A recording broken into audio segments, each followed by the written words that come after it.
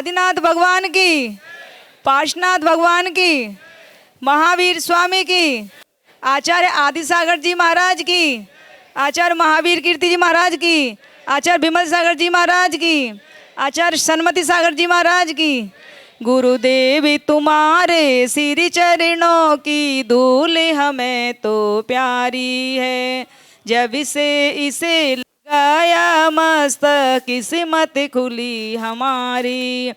तुम्हारी चरण धूल का कण कण प्राणों से भी प्यारा है। आचार्य सुनील गुरुदेव आपको सत्य सत्य नमन हमारा है, सत्य सत्य नमन हमारा। आचार्य सुनील सागर जी गुरुदेव की।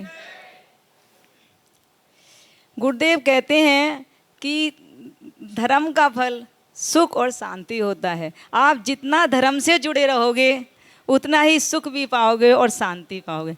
आज बात करेंगे आई वांट पीस, कि सभी को शांति चाहिए, चाहे वृद्ध हो, चाहे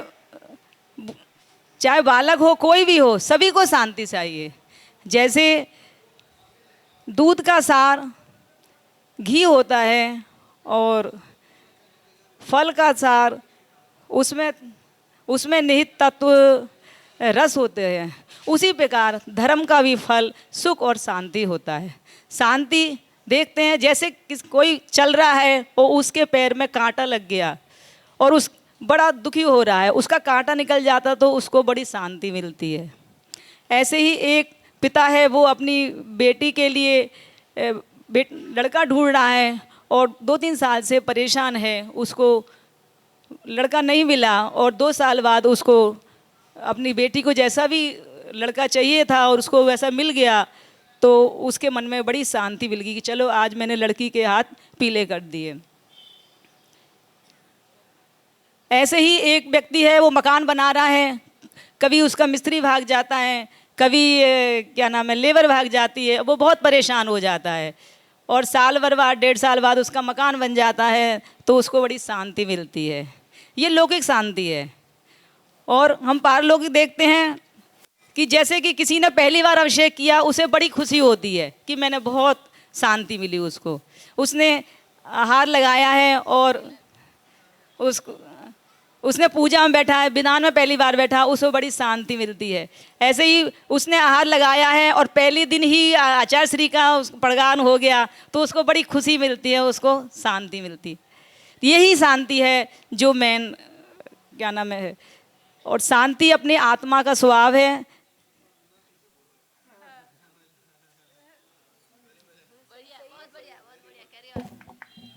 शांति अपने आत्मा का स्वभाव है। आध्यात्मिक शांति वो शांति है जैसे कि हवाई मार्ग में कोई भी साइन बोर्ड वगैरह नहीं होते, ऐसे ही आध्यात्म शांति में भी कोई ये अपना खुद का स्वभाव होता है और उसके लिए पुरुषार्थ करना होता है। यदि कोई किसान है, वो खेत में बीज बोता है, बीज नहीं बोता है और सोचता है कि फसल आ जाए तो कैसे आएगी।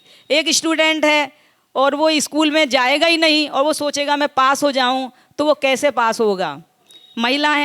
महिलाएं घर में बैठी रहेंगी कमरे में और सोचेंगी आहार तैयार हो जाए तो कैसे होगा। उसके लिए पुरुषार्थ तो करना ही होगा।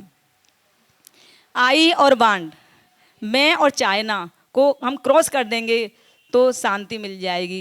गुरुदेव कहते हैं जैसे कि दरवाज़ा बंद है और सामने मूर्ति रखी हुई है, ये दरवाज़ा खोलोगे तो ही दर्शन मिलेगा।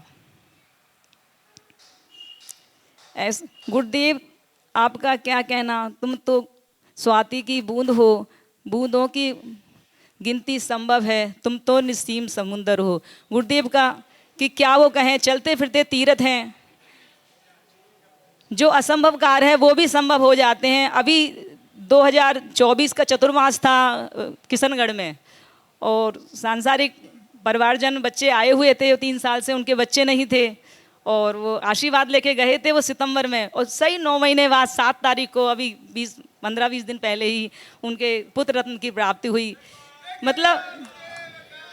जितनी वो करें उतना कम है, बस श्रद्धा के ऊपर है, जितनी भावना भाओगे उतना ही मिलेगा।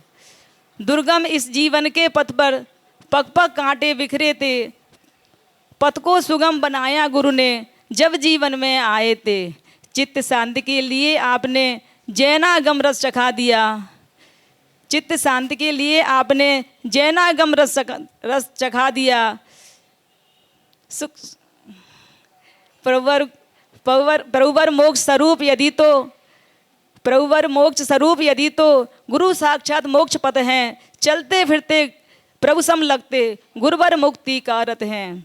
मोक्ष आत्मरुचि वाले भव्यों को इस रथ में बैठाते हैं, गुरुवर के अनुकूल चले जो निश्चित मंजिल पाते हैं। रखे चित्त को शांत समय पर गुरु ऐसा वर देना, दोष हमारे क्षमा भावदर हे गुरुवर हर लेना।